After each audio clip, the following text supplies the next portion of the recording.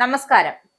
ഇറാന്റെ നിലനിൽപ്പിനു നേരെ സമ്പൂർണ്ണ യുദ്ധം അമേരിക്കയും ഇസ്രയേലും യൂറോപ്യൻ രാജ്യങ്ങളും ചേർന്ന് പ്രഖ്യാപിച്ചിരിക്കുക എന്ന വെളിപ്പെടുത്തലോടെയാണ് ഇറാൻ പ്രസിഡന്റ് രംഗത്ത്.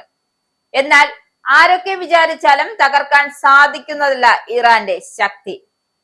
ഇപ്പോ ഇറാനു നേരെ നടക്കുന്നത് വെറും ഒരു സൈനിക നീക്കം മാത്രമല്ല, മറിച്ച് ഇറാനെ സാമ്പത്തികമായും സാംസ്കാരികമായും രാഷ്ട്രീയമായും തകർത്തും മുട്ടുകുത്തിക്കാനുള്ള ആസൂത്രിത നീക്കമാണ്.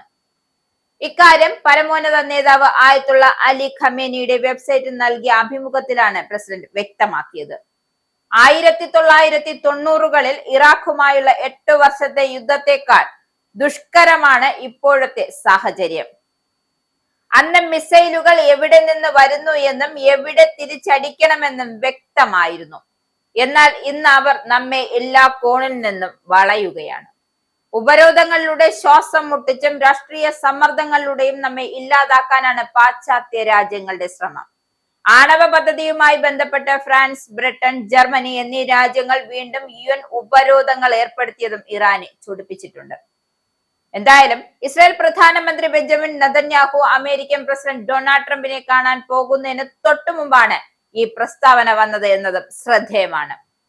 ഇറാന്റെ വ്യോമാതിർത്തിയിൽ പാശ്ചാത്യ ഏജൻസികൾ അസാധാരണമായ നീക്കങ്ങൾ കണ്ടെത്തിയതോടെ പശ്ചിമേഷ്യയിൽ വീണ്ടും പുകയുകയാണ്. ഇറാൻ നടത്തുന്ന മിസൈൽ പരിശീലനങ്ങൾ ഇസ്രായേലിന് നേരെയുള്ള ഒരു അപ്രതീക്ഷിത ആക്രമണത്തിന്റെ മുന്നോടിയാണെന്നും Israel chief of staff Zamir US കമാൻഡിന് മുന്നറിയിപ്പ് നൽകി. തകർന്ന വ്യോമ പ്രതിരോധ സംവിധാനങ്ങൾ നന്നാക്കിയും ബാലിസ്റ്റിക് മിസൈൽ ഉൽപാദനം വർദ്ധിപ്പിച്ചും ഇറാൻ തിരിച്ചടിക്കാനുള്ള ഒരുക്കത്തിലാണ്.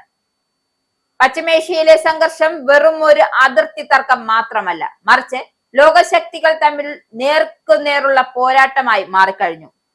ഇക്കാര്യം ഇറാൻ പ്രസിഡന്റ് വ്യക്തമാക്കുന്നുണ്ട്. ഉപരോധങ്ങൾ കൊണ്ടും ആയുധങ്ങൾ കൊണ്ടും ഇറാനെ തളയ്ക്കാൻ പാശ്ചാത്യ ലോകം ശ്രമിക്കുമ്പോൾ ഏതറ്റം വരെയും പോകാൻ തയ്യാറെടുക്കുകയാണ് രാജ്യം.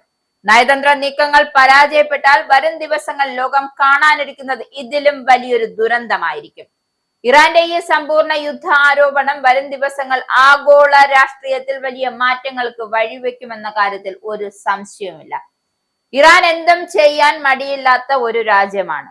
ജീവിച്ചാൽ 5 ദിവസം ജീവിച്ചാലും ശക്തിയോടെയും അല്ലെങ്കിൽ ധീരതയോടെയും ജീവിക്കണം എന്ന് പറയുന്ന ഒരു രാജ്യം. അപ്പോൾ ഇറാനെ തൊടുന്നവർ അത് സൂക്ഷിച്ചു വേണം നടത്താൻ.